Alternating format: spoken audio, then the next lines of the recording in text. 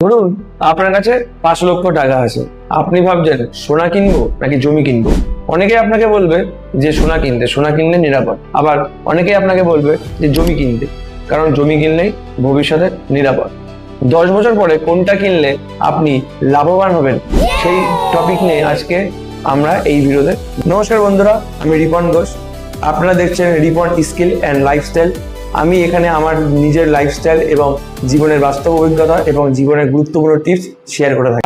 আমরা মূল কথা আসছি, গোল্ড ইনভেস্টমেন্ট। সোনা কেনার কিছু সুবিধা এবং অসুবিধা আছে। সোনা কেনার সুবিধাগুলো কি? সোনা হচ্ছে সহজে কেনা যায় এবং জরুরি সময় বিক্রি করা যায়। তাছাড়া সোনার দাম ধীরে ধীরে বাড়ে। আবার সোনা কেনার কিছু অসুবিধাও আছে। সোনা যেরকম, আপনি সোনা থেকে কোনো মাসিক ইনকাম পাবেন না, সোনা চুরি হওয়ার ভয় থাকে এবং দাম স্থির থাকে। এবার আসি ল্যান্ড ইনভেস্টমেন্ট। জমি কেনার কিছু সুবিধা বা অসুবিধা আছে। জমি কিনলে আপনি জমির দাম যেহেতু অনেক বাড়ে, জমি কিনলে আপনি এটা লাভ পেতে পারেন, এইটা সুবিধা আছে। তাছাড়া জমি কিনে আপনি সেখানে বাড়ি করতে পারবেন এবং ব্যবসা করতে পারবেন। তাছাড়া ভাড়া দিয়ে ইনকাম করা যায় মাসে মাসে। এটা হচ্ছে জমি কেনার সুবিধা গেল। এবার হচ্ছে জমি কেনার অসুবিধা কিছু বলি, ঠিক আছে। জমি যখন আপনি বিক্রি করতে যাবেন তখন কাগজপত্রের সমস্যা হতে পারে। তাছাড়া জমি কিনতে বেশি টাকা লাগে আর বিক্রি করতেও সময় লাগে।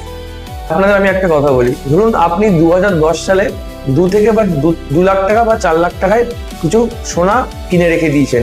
সেটা হয়তো 10 বছর পরে গিয়ে মানে 2020 সালে সেটা হয়তো 6 লাখ বা 10 লাখে বিক্রি হলো।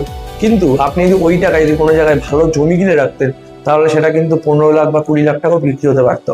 তাহলে আপনি নির্ধারিত করুন যে সোনা কিনা ভালো নাকি জমি কিনা ভালো।